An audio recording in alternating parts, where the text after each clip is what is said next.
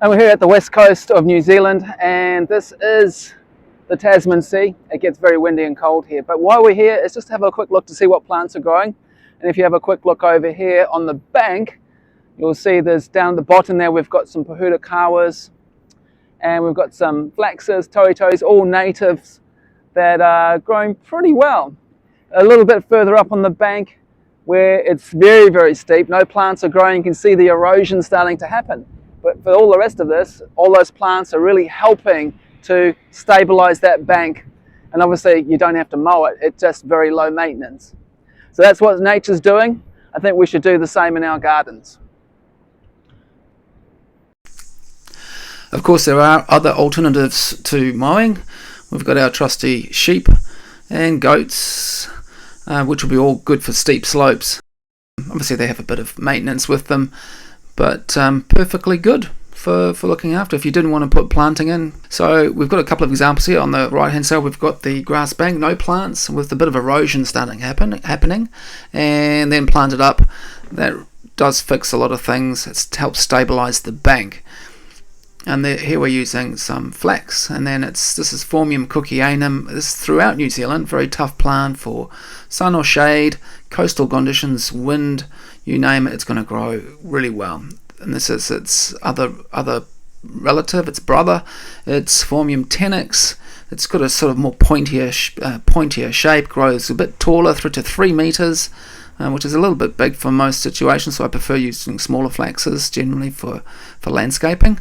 And then we've got the Cordyline australis, the cabbage tree. That's in seeding at the moment. There's flowering, and that grows to around about sort of maybe 5-6 meters eventually. But is a good all-round plant for different situations throughout New Zealand, from cold, again drought, and coastal conditions, and can just help to stabilize banks.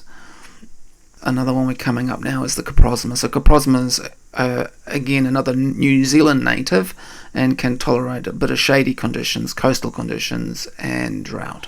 So we're back to the office after looking to see what happens in nature. Now we will be looking what we can do in a situation with a landscape design or a landscape plan. We've looked at the plants that will grow in New Zealand, especially naturally, and have evolved. They're good choices, and so we'll bear those in mind, but we can use others as well.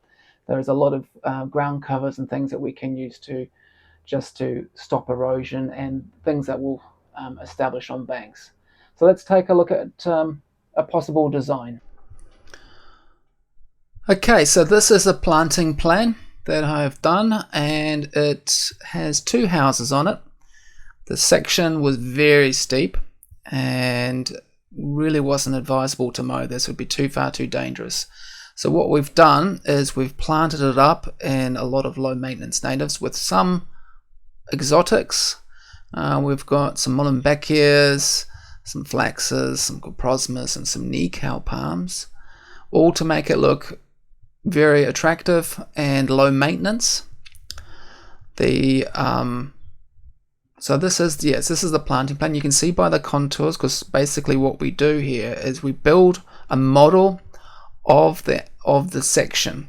So these are contours, 5, 6, 7 meters. As you can see, it's going up by meters, so you can see each one of these lines represents a meter. And on top of that, we've put in some stones to help with the retaining. Mulch the border, keep the weeds down to make it low maintenance.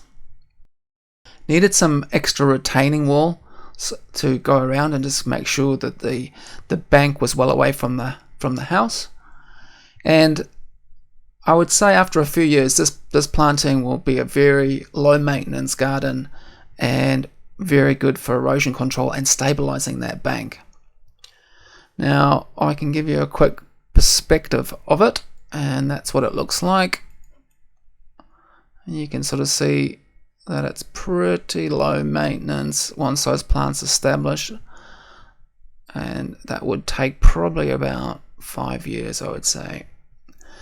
I always recommend that sort of initially when you do your planting, things like knee cows, you get them at least 1 meter high specimens. The ground covers, yes, they can be sort of smaller, 2 litre pots. There you go. So that's all planted up. No need to mow it anymore, and it will just become a low maintenance garden. Okay guys, I hope that gives you some ideas of what you can do on a steep site. If you like this video, please give it a like, and guess what? We'll see you in the next one.